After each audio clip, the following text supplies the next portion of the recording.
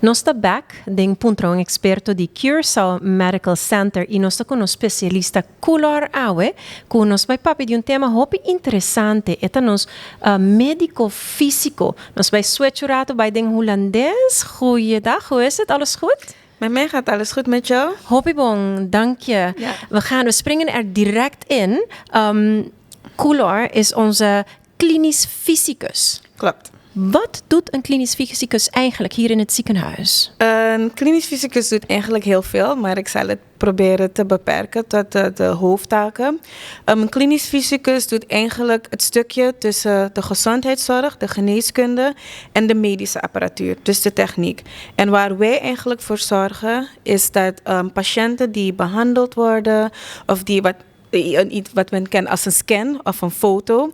Dat mensen die komen voor een scan of een foto, dat de diagnose goed gesteld wordt. Dus als de arts moet zien dat er iets aan de hand is met de patiënt, dus een diagnose moet stellen, dan zorgt een klinisch fysicus ervoor dat alle apparaten zodanig goed werken dat dat ook gedaan kan worden. En hoe draagt het specifiek bij zeg maar radiotherapie? Klopt. Bij de radiotherapie, of wat wij kennen als bestraling, worden patiënten met kanker bestraald. En er worden bepaalde eigenschappen gebruikt van het apparaat die op een goede manier gegeven moeten worden aan de patiënt. Want je hebt een tumor of een kanker, dat moet goed bestraald worden, maar je hebt gezonde cellen, je hebt je lever, je hebt je darmen. En die wil je niet te veel dosis geven, je wil ze niet beschadigen. Dus wat een fysicus doet, is ervoor zorgen dat eigenlijk het behandelplan goed genoeg is en het apparaat goed genoeg werkt, dat de kanker goed bestraald wordt, maar het gezonde weefsel dat gezond moet blijven, dat dat ook gewoon zo blijft. En hoe zorgen jullie eigenlijk precies voor dat het apparaat goed werkt? Doen jullie berekeningen? Hoe gaat dat eigenlijk? Ja, we doen sowieso, als alle apparaten er eenmaal staan, dan doen we inderdaad berekeningen. Als er een behandelplanning gemaakt is, dan controleren we dat om er zeker van te zijn dat het ook goed is. Er zijn enkele eisen waar wij op letten en dat moet ook gewoon goed zijn. We hebben andere programma's waarmee we berekeningen doen om er zeker van te zijn dat alles wat gegeven wordt ook goed gegeven wordt. En op het apparaat zelf hebben we heel veel metingen, testen die we uitvoeren. Elke dag, elke week, elke maand, elke 3 maanden, elke 6 maanden en elk jaar zijn er bepaalde testen die we dan uitvoeren om er zeker van te zijn dat het apparaat dat daar is ook precies geeft wat wij willen dat het moet geven. En wat is het verschil dan eigenlijk tussen een klinisch fysicus en een technoloog bijvoorbeeld in radiologie? Ja, dat is een hele goede vraag. Wat wij eigenlijk doen is precies de brug bouwen tussen de twee. Want als we even als voorbeeld de radiotherapie nemen, dan heb je de radiotherapeut die de behandeling voorschrijft en je hebt de laborant die de planning gaat maken en ook de behandeling gaat toedienen. En daartussen heb je dus eigenlijk een brug die ervoor zorgt dat wat is voorgeschreven, dat wordt toegediend, dat die twee ook echt met elkaar overeenkomen.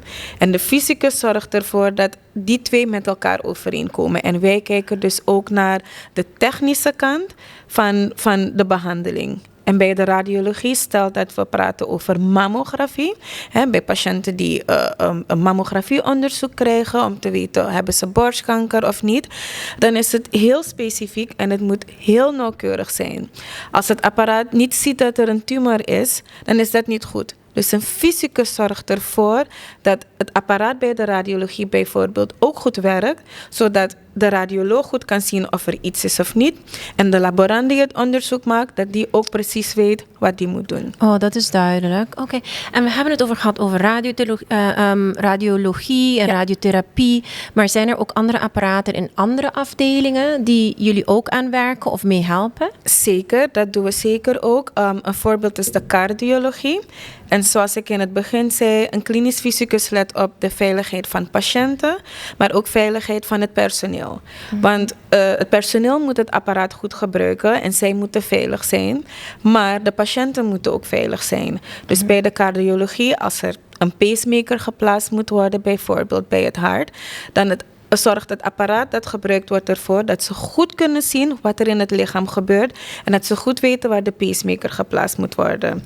Op de OK moet men ook goed weten dat als ze op een bepaalde plek willen opereren, dat ze dat goed kunnen zien met een röntgenapparaat noemen wij dat.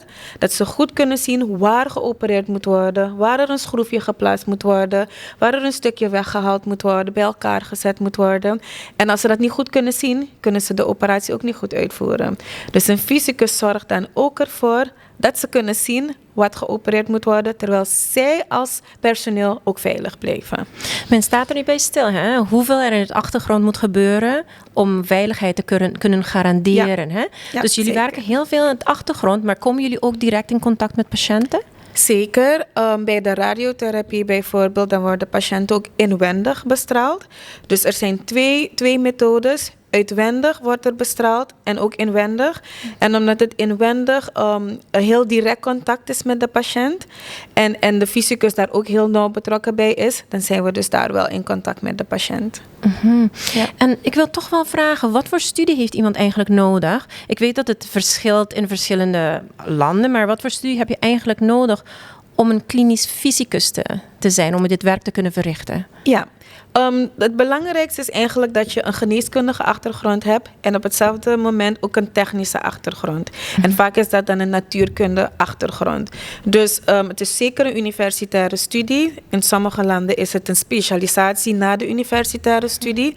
Maar de basis is universitair met zowel geneeskundige als technische natuurkundige achtergrond. Oké, en hoeveel collega's hebben jullie eigenlijk in jullie afdeling? Op dit moment hebben we 2 klinisch fysici op de afdeling en 1 klinisch fysisch medewerker. Dus met z'n drieën werken we dan op alle verschillende afdelingen in het ziekenhuis. Nou, dit is echt super interessant. Nou, nog een vraag, laatste vraag. Wat wil je eigenlijk dat men weet dat zo belangrijk is over jouw baan? Is er misschien een boodschap dat je achter wilt laten? Ja, zeker. En dat is vanuit mijn ervaring, van de vragen die ik in het verleden heb gehad. Mensen willen altijd weten, word ik goed behandeld? Is het wel veilig? Want er zijn heel veel verhalen natuurlijk die de ronde doen over straling. Hè? De straling die gebruikt wordt bij de behandeling of bij een mammogram. Er zijn wat verhalen die daarvan de ronde doen. Maar wat ik altijd aan mensen zeg is dat de fysicus ervoor zorgt dat de stralen die vrijkomen, dat ze alleen komen waar ze moeten komen en niet op de plekken waar ze niet moeten komen. Dus als er mensen zijn die twijfels hebben, oh, is het hier veilig, is het daar veilig? Daarvoor zijn wij hier. Hè? En dat geldt zowel voor personeel die dat moet werken met de apparaten, maar ook patiënten, ook bezoekers, ook mensen die in de wachtkamer zitten. Wij zorgen dus ook ervoor dat geen enkele straal buiten de ruimte komt dan waar het moet komen. Dus als je in de wachtruimte zit, dan krijg je niks van de straling mee. Als je in een kantoor ernaast zit, dan krijg je ook niks van de straling mee. Want dat is wat wij moeten doen. En als wij ons veilig voelen, want je gaat niet voor een onveilige situatie zorgen voor jezelf, dan weten we zeker dat we ook veiligheid kunnen garanderen voor onze collega's, de patiënten, de bezoekers en alle andere mensen die in het ziekenhuis rondlopen. Dus dat geldt ook voor bijvoorbeeld voor brachytherapie. Ja. Zou je dat even kunnen uitleggen hoe dat Zeker. werkt met brachytherapie, wat het is en hoe het allemaal werkt? Zeker. Heel simpel gezegd, we hebben 2 methodes van bestralen. En je hebt de uitwendige, waar je in principe op een tafel ligt en de stralen komen vanuit het apparaat van buiten. Er wordt op een knopje gedrukt, op dat moment komen de stralen vrij. Nu zijn er bepaalde tumoren en in dit geval baarmoederhalskanker, waar je zo dicht mogelijk bij de tumor moet bestralen. Dan wordt dat niet alleen uitwendig gedaan, maar we zetten ook een stralingsbron in de patiënt. Dus daarom noemen we dat inwendige bestraling. En brachy betekent eigenlijk dichtbij. Dus we proberen zo dicht mogelijk bij de tumor te komen met de stralingsbron, zodat we zo dicht mogelijk de tumor kunnen bestralen en er eigenlijk geen restweefsel of restkanker achterblijft en de patiënt na verloop van tijd genezen verklaard wordt. Dus het grootste verschil is, die ene is van buiten op een bepaalde afstand en die andere is echt binnen in de patiënt, bij de tumor zelf, zo dicht mogelijk. Nou, hartelijk dank hiervoor. Ik weet dat jullie heel druk zijn binnen de afdeling. Maar hartelijk dank dat je even je tijd hebt gemaakt om met ons te kletsen en informatie te geven. Pues, aquí no está con nos médico, dando-nos alguma informação que te passa dentro do departamento aqui e para mostrar também quão importante é qualidade de serviço e safety tá para nos pacientes. Pues, dank je mais, hartelijk dank. Na bosan também com a seguir-nos nos página de Facebook para mais informação e mais sessão de Puntra Experto de Curaçao Medical Center.